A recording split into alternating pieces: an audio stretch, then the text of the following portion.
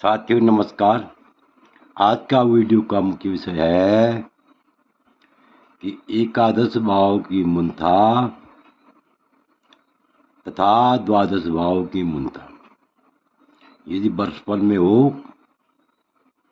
तो वह उस वर्ष कैसा फल देती है, शुभ फल देती है या अशुभ फल देती है। ध्यान से सुनिए। यदि एकादश भाव में मूर्धा हो, वर्षफल में एकादश भाव में मूर्धा हो तथा द्वादश भाव में मूर्धा हो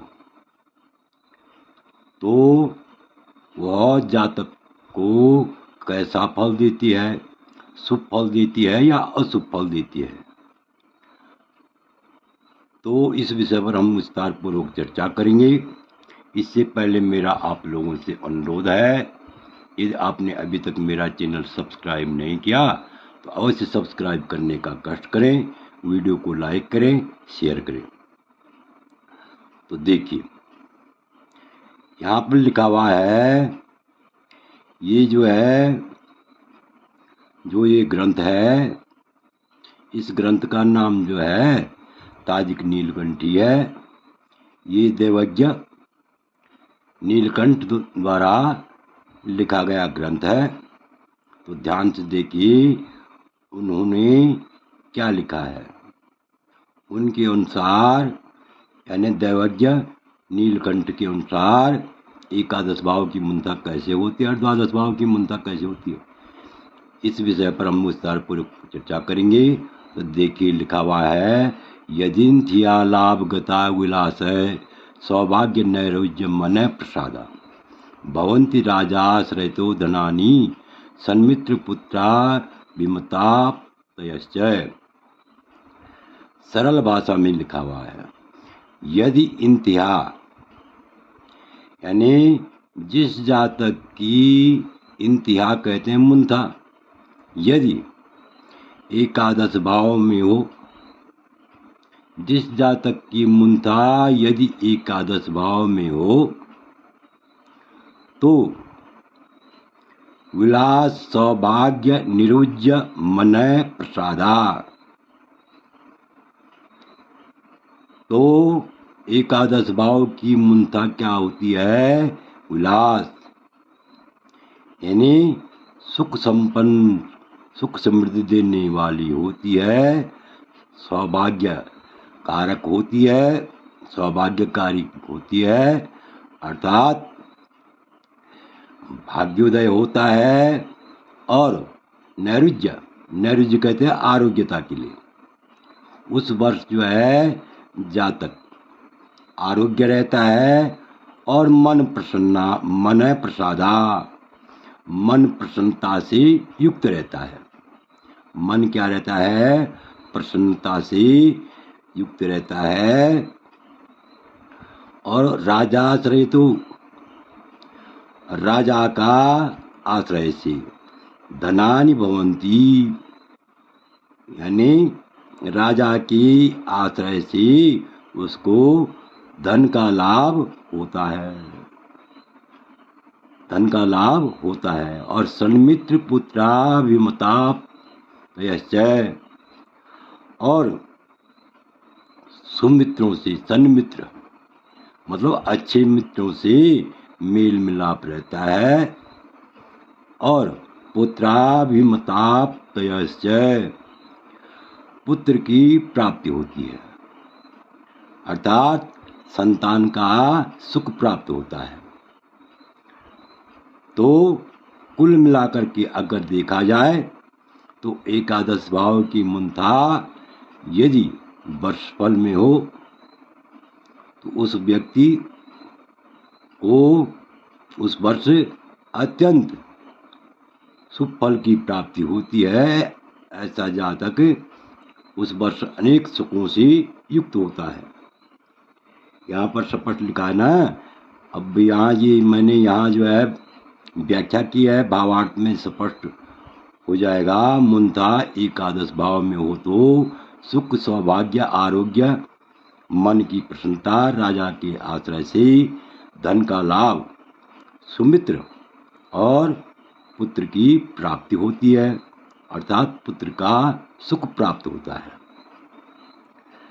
तो यहाँ पर पुत्र सुख से दो अर्थ निकलते हैं।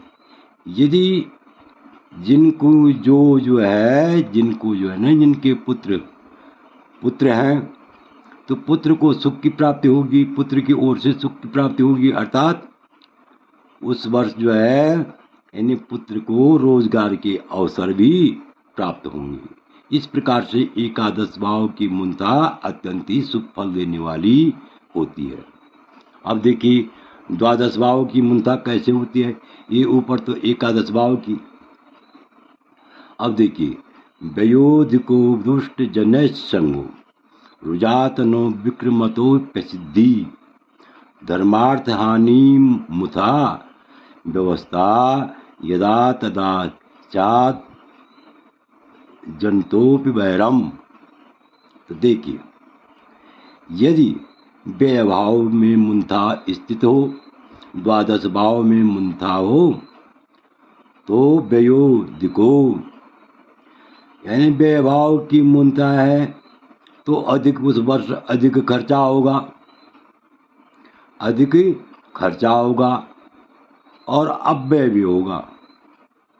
खर्चा तो होगा ही, लेकिन अच्छे कार्यों पे नहीं होगा खर्च, यानी अनाप शनाप कार्यों में यानी व्यय होगा, धन का व्यय होगा।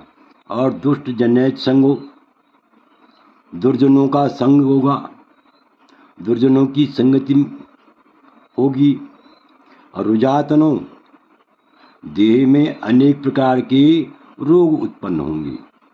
और विक्रमतोपि सिद्धि, और उद्योग में क्या होगी, अरे असफलता मिलेगी, निसफलता मिलती है। और धर्मार्थ हानि, धर्म की हानि होगी, अर्थ की हानि होगी, धन की हानि भी होगी, और धर्म की हानि भी होगी और धन की हानि भी होगी। और अपने परिजनों से बैर भी होगा, अपने कुटुंबीजनों से बैर भी होगा, अपने यानी बंधु बांधवों से, मित्रों से बैर भी होगा, यानी जंतोपि वैरम, अर्थात अपने परिजनों से, अर्थात यानी परिवार में स्त्री पुत्र कलत्र यानी भाई बंधु माता पिता, इन सभी से क्या होगा, यानी बिना बात का बैर होगा। तो ये तो हो गई इसकी व्याख्या। अब भावार्थ देखिए, यदि द्वादश भाव में मूलता हो, जिस वर्ष जो है वर्षफल में द्वादश भाव में मूलता हो, तो अधिक खर्चा होता है, दुर्जनों का संग होता है, दुर्जनों की संगति होती है, शरीर में रोग उत्पन्न होते हैं, उद्योग में निष्फलता मिलती है। यदि कोई कार्य कर रहे हों तो उसमें हानि होती है, धर्म की हानि होती है, धन की हानि होती है, और अपने परिजनों में बैर होता है, अर्थात पारिवारिक लोगों से, मित्रों से मनमुटाव होता है, बैर होता है, शत्रुता होती है। तो इस प्रकार से आशा है कि आप इस वीडियो को भली बात समझ गए होंगे। आपसे अनुरोध है कि आपको यह वीडियो अच्छा लगे तो मेरे चैनल को अवश्य सब्सक्राइब करें, लाइक करें, शेयर करें। विशेषकर उन लोगों का मैं हृदय से आभारी हूँ जो मेरा वीडियो नियमित देख रहे हैं। बहुत बहुत धन्यवाद।